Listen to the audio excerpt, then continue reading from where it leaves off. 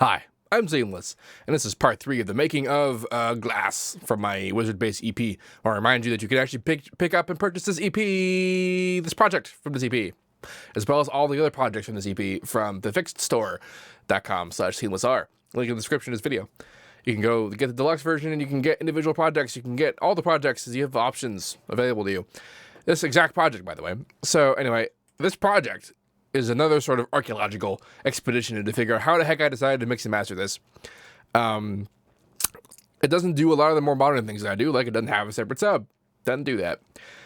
A lot of the mixing is still sort of pretty the same. I have a limiter coming out here for the sidechaining. The only kind of weird thing is that there's only one, and that's because I'm using one of these kicks to do the sidechaining. It's this one. And you can see every once in a while it actually hits with the snare. That's because in the arrangement part of the series, we talked about how I actually was starting this out as being kind of like a Moomba-ish kind of deal, Moomba/electro sort of thing. And so that meant that the kick and the snare were going to hit together. And that meant that there would only need to be one of them to be the sort of sidechain. But this also sort of meant that I was able to put the sidechain where I wanted it to be. A little bit like if you were doing a ghost kick. A ghost kick is where you do this, essentially, but the kick that you're using to be the sidechaining isn't audible. So that you're able to put the kick where you want it to be to sidechain it, but not actually have it rely on the other instruments to be the thing that sidechains. You might be wondering why you want to do that, and that's actually I do a lot of that in this track because you can see there's like every so often there's like other kicks and hits that happen around the hit that I don't want to be sidechained, because if every single one of those hits were sidechained, it would hit too hard, and it would the track would just be silenced because there'd be so many hits. And now, this is actually the correct use of the term sidechaining because I am using a limiter that has a side input that processes the incoming audio according to the secondary input. This is what sidechaining is specifically.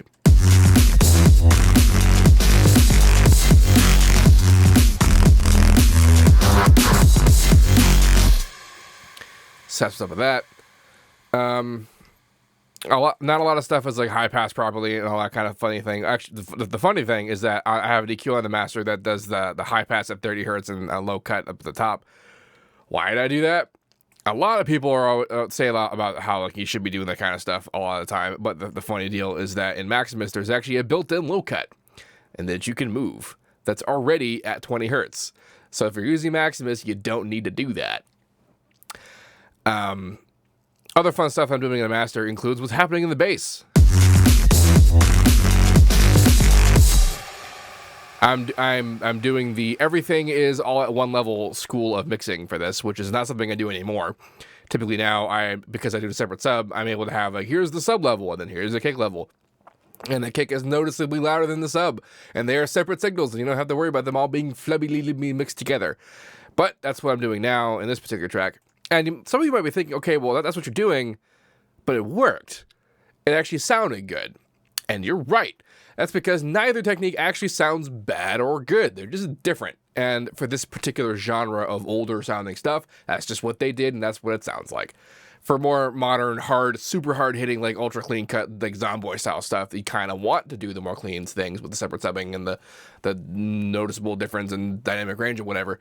But for not that, you can do other things. It's not a universally better technique. It is just better suited for different things. Just pointing that out. Other thing I'm doing on the mastering, you might be seeing that it looks like kind of like this weird like anamorphic 3D thing going on, and that's because I'm using a hell of a lot of look ahead delay. And what this is doing is the purple is the original input, and then the green is the actual output. So you can see that the green is being delayed. This is actually why in the sound design video, whenever I hit a note and it delayed for a second, that's because of this entirely. And the effect that this has is the weird kind of like chunky stop-go feel is entirely because of this. And, you know, the sidechaining. But like if I didn't have this on,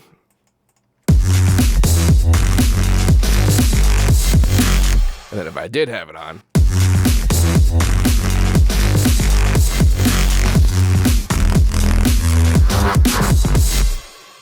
it creates a weird little pre-hit, because essentially the moment right before the hit is being compressed according to the hit, and it gets us a little bit of squeeze there. Here's the right level. Yeah, okay. And then beyond that, and the mastering anyway, not a lot's happening differently. But let's talk about the drums, because boy, there are a lot. Tons of layering, tons of just bleh. You can see here I have a kick bus. And a lot of the individual sounds were kind of... Like, of all the kicks that are happening here, this one is very much the one that has the most bass to it. The rest of them were either high-passed or quiet enough that it didn't interfere with the hit of the overall loudness of it. And you can see them not doing it right here. And that's because I did all the processing to the kick and on all the various sounds, and then I rendered them out as their own individual thing. And the reason I didn't just render it out as being just the layer that it is because a lot of them are they move individually apart from each other. Like we have the one that's this guy, this first one, which I use essentially as a crash, just to start things or to hit, like, accent particular things, and different kicks that sound better as like fills versus other kinds of hits. So like the kicks and like are very active in that regard. The snares not so much, but I kept them like this because I wanted to show people the kind of layering that I do when I do layer things for drums. I tend not to. I try not to, but I do if I have to. So these are a bit different. And they also a lot of people comment about how like the snare just doesn't sound good. And it doesn't, like, I kind of agree with you about that, but it works perfectly for this track the way that it is and how it rolls. And you have to remember the whole sort of Moomba electro kind of thing. Not necessarily a modern Moomba core, but the way that works is that because it's kicking their hit at the same time, the snares can't really have the same kind of hit that like a dubstep snare would, because the frequencies interfere too much with what the kick's doing. So that's why, and like housey tracks, snares tend to just be claps and clap-related sounding kinds of things, very almost soft in comparison. So the snares are a little bit like that.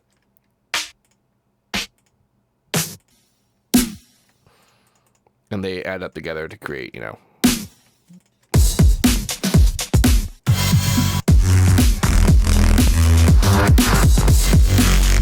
And also the vague kind of breakbeaty nature of this track means that we want something that's a bit more amen break and a lot less AU5. And the hats are just sort of just random bullshit. Like, I really don't pay attention to sort of the ancillary percussion. Like, there's some lighter snare hits that I'm using that'd be kind of like the in-between hits.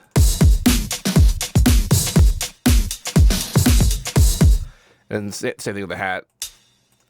Like, these are all just click, like, the hats and sort of perks are just so low pressure when it comes to just making them work out.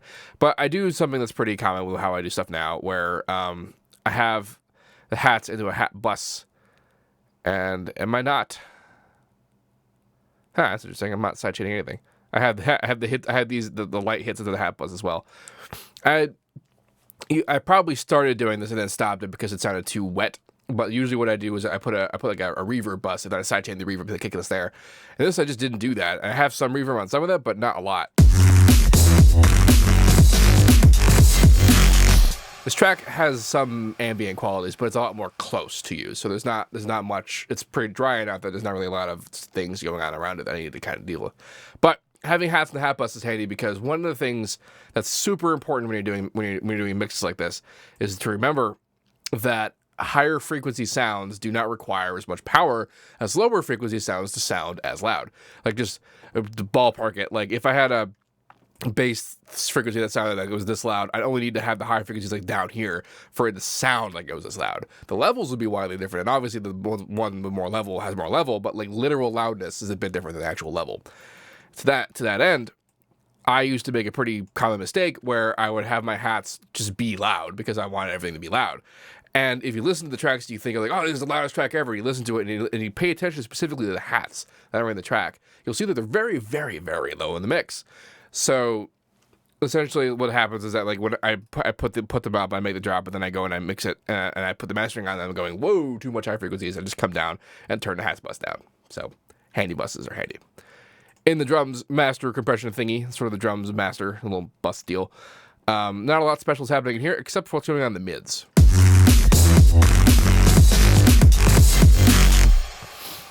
What this is kind of an attempt at is a little bit of transient shaping. So you hear things about like that are transient. Like this is a transient shaper. This is a transient whatever. So what are transients? Transients are essentially just this shape that we're seeing the audio form.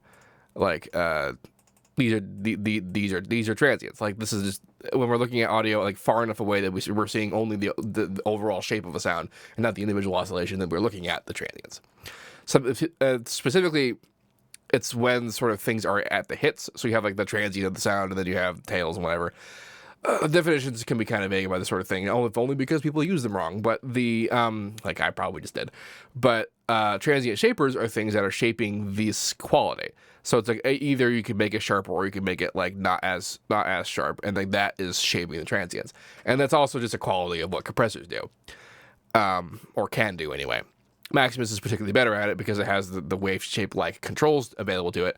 And that's sort of what we're doing here, is that instead of allowing it to just go straight down, be normal, I'm bringing it in a little bit to make it just slightly sharper. And it is extraordinarily slight, and in fact, I'm not even sure if it's doing anything. Let's sort of speed it up. Yeah, in fact, it seems as though a little bit extra comes out of it. If only because of the extra gain, because we're limiting it pretty hard up there, so it's making it louder. So if this were normalized to the peak, this would definitely be sharper than the original. So we're making it louder, but we're also essentially keeping it at the original's sharpness, which wasn't really a plan that I had. That's just sort of what ended up happening. I just kind of basically I came in here and I hear this. I'm like, that's too much mids. So then we do the opposite.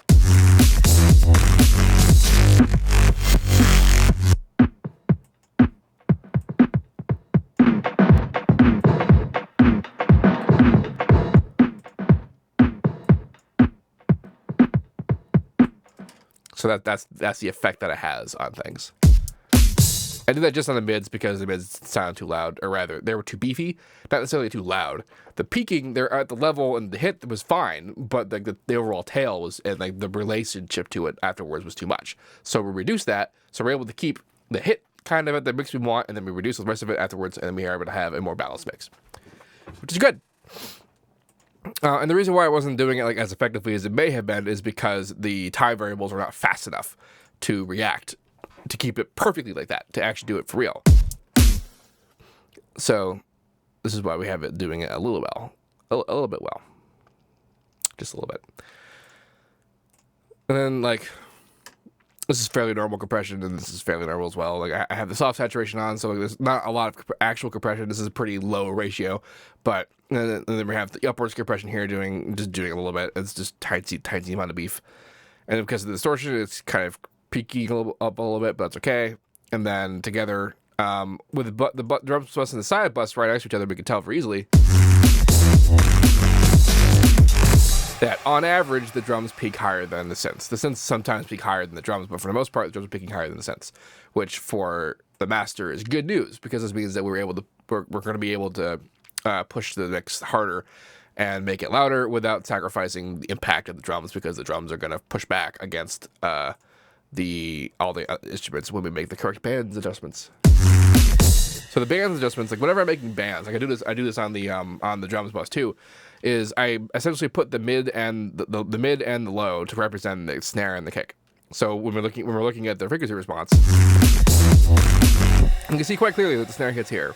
And the reason why the cut isn't like right there and it's like over there somewhere is because when I'm not in linear phase mode, the actual cut of where it cuts is very vague.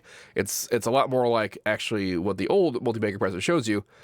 It's a lot more like this, which means that if I made the cut way over there, some of the low band will actually still have the snare in there. And in fact, some of the low band still does have the snare in there, because the snare, while it's very much louder right in the middle there are still some lower frequencies in there. So like you can't really have the rule of thumb be just bring it down so you can't hear the snare in the like solo bus. Like if I soloed the low frequencies, like we could definitely still hear the snare.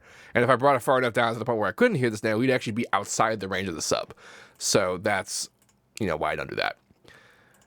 There's not really a lot more. There's not really a lot else about this that's worth pointing out.